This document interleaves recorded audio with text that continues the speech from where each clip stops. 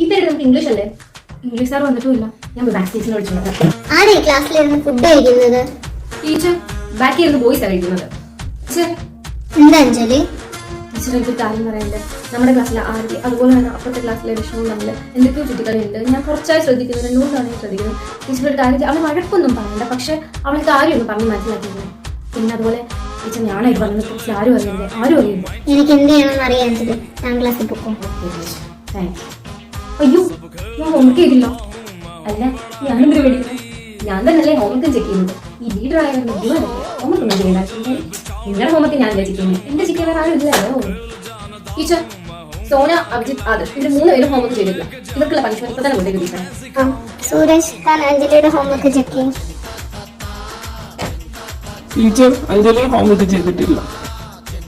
അത് ടീച്ചർ, ഞാൻ class leader അല്ലേ? Get out of my class.